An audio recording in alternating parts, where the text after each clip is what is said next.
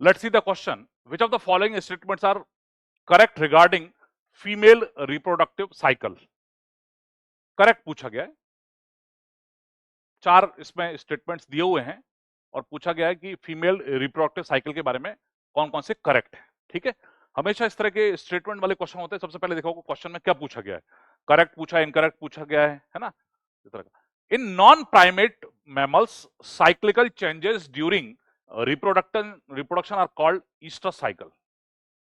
Although ये इसके बारे में एनसीईआरटी में कोई ज्यादा दिया नहीं है, ये थोड़ा आउट ऑफ है, बट हम समझते हैं इसको, है ना। नॉन प्राइमेट मैमल्स के बारे में पूछा गया है कि उनमें ईस्टर साइकिल होता है। In the first menstrual cycle begins at puberty and is called menopause. First menstrual cycle जो आता है उसको मिनार्क बोलते हैं, मीनोपॉज नहीं बोलते हैं। ठीक है, अब ठीक है, तो ये स्टेटमेंट हो गया। Third statement, lack of menstruation may be indicative of pregnancy. मतलब यदि मेंस्ट्रुएशन नहीं आते हैं मतलब ये प्रेगनेंसी का इंडिकेशन है। Cyclic menstruation extends between menarche and menopause. मतलब जो है मेंस्ट्रुअल साइकिल में आपको पता है मिनार्क फर्स्ट मेंस्ट्रुएशन को बोलते हैं और stoppage of menstruation called menopause, इनके बीच में साइक्लिक मेंस्ट्रुएशन होते हैं। ठीक है, तो बच्चों इनके बारे में अपन एक एक स्टेटमेंट समझते हैं। इसमें फर्स्ट, थर्ड और फोर्थ तो करेक्ट दिख रहे हैं, सेकंड वाला जो है फॉल्स है। एक बार पहले समझते हैं बच्चों, मेंस्ट्रुअल साइकिल और ईस्टर साइकिल, इनके बारे में पूछा गया। ईस्टर साइकिल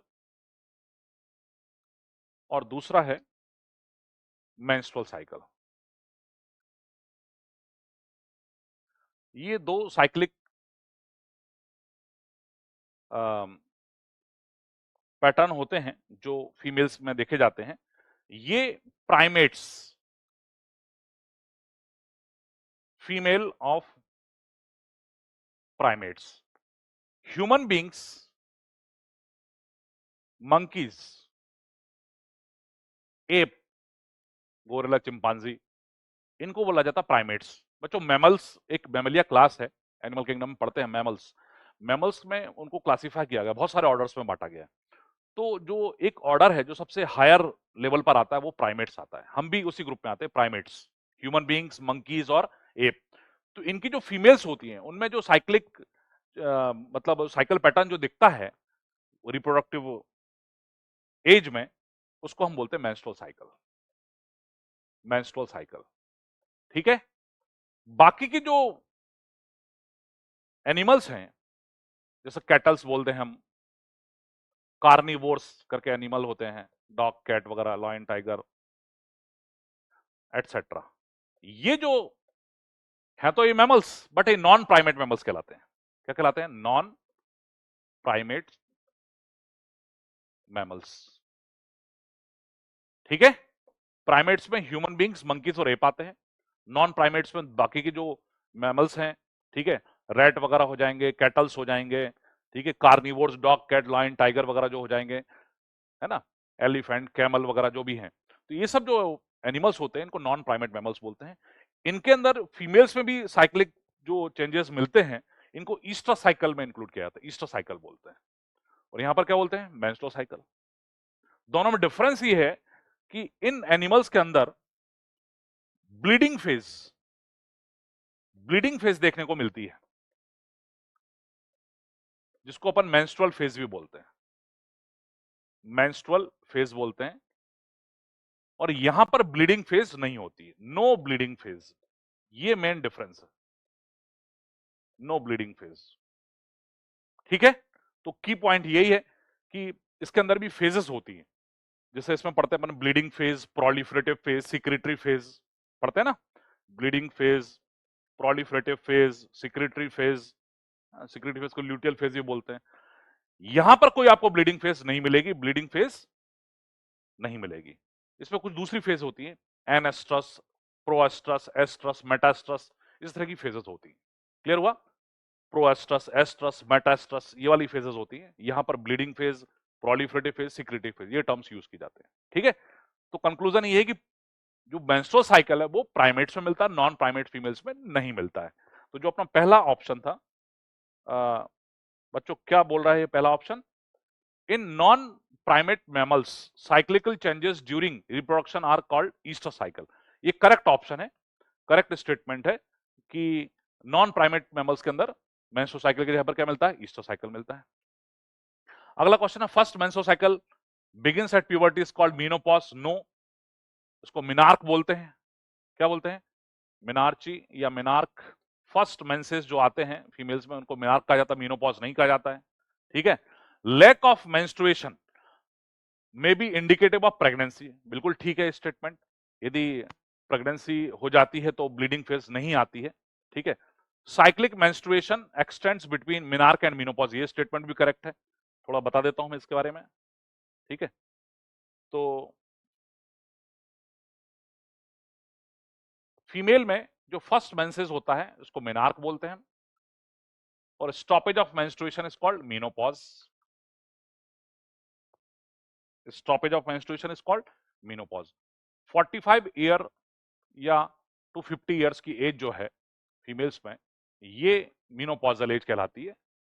13-14 ईयर्स की एज जो रहती है, यहां पर मेंसेस स्टार्ट होते हैं। आर की मतलब फर्स्ट, मीनो मतलब month.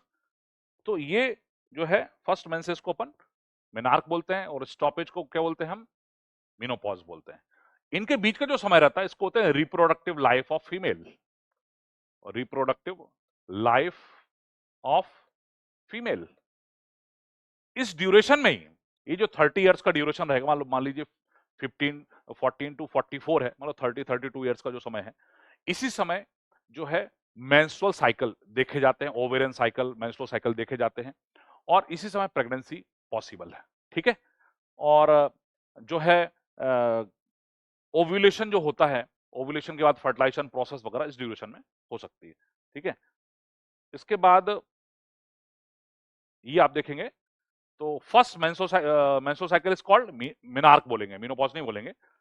Cyclic menstruation extends between menarche and menopause. ये स्टेटमेंट समझ में आया आपको कि मेनार्क से लेके मेनोपॉज का समय जो रहेगा इसको रिप्रोडक्टिव लाइफ बोलते हैं। इसी समय हर मंथ जो है 28 डेज का साइकिल होता है, इसको साइक्लिक मेंस्ट्रुएशन बोलते हैं। ठीक है।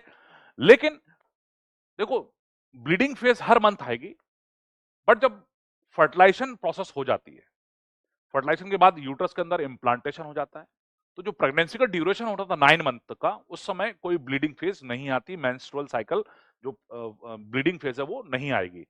तो इसको हम गेस्टेशनल एमेनोरिया बोलते हैं। और इसके बाद एक चीज और बताता हूं मैं कि प्रेगनेंसी के बाद जब डिलीवरी हो जाएगी उसके बाद का जो समय रहता है लैक्टेशन पीरियड कहलाता है।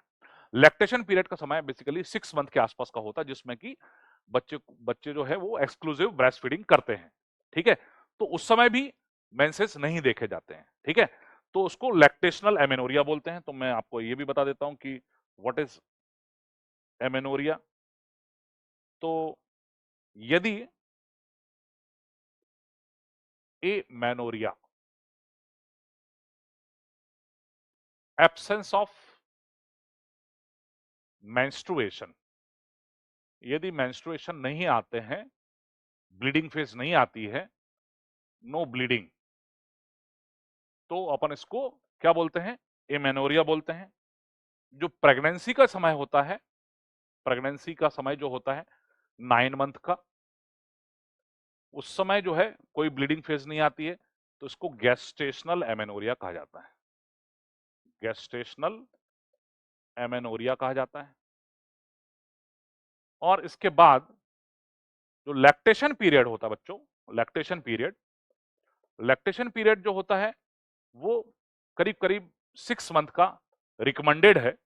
6 महीने का समय जो है, इस समय बच्चों को सिर्फ माता का दूध ही पीना चाहिए, इसको अपन लैक्टेशन पीरियड बोलते हैं। ठीक है।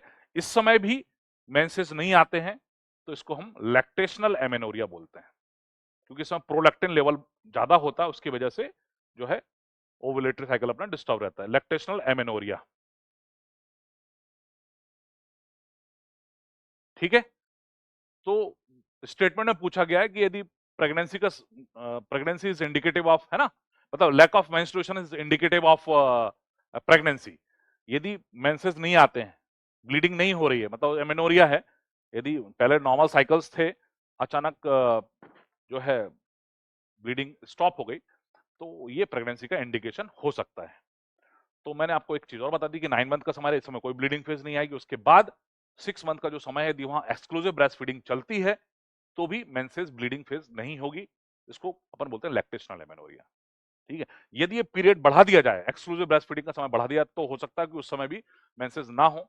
और यदि ये एक्सक्लूसिव ब्रेस्ट फीडिंग नहीं चल रही है, यदि कोई फीमेल लैक्टेशन नहीं करा रही है, जो है फीडिंग ब्रेस्ट फीडिंग नहीं हो रही है बच्चे की, तो हो सकता है कि जो है उस समय साइकिल जो है अपीयर हो जाए। ठीक है, तो एक ये पॉइंट था अपना। तो इसमें हम देखते हैं क्या लिखा हुआ है इसमें। cyclic menstruation extends between menarche and menopause, lack of menstruation may be indicative of pregnancy। तो ये स्टेटमेंट भी अपना करेक्ट है। तो बच्चों इसमें फर्स्ट, थर्ड और फोर्थ तीन ऑप्शन आपके करेक्ट हैं। ठीक है, 1, 3 एंड 4 दे आर करेक्ट। तो इसका आंसर अपना ए हो जाएगा। ठीक है, तो इस क्वेश्चन का आंसर जो है ए इज करेक्ट। ओके।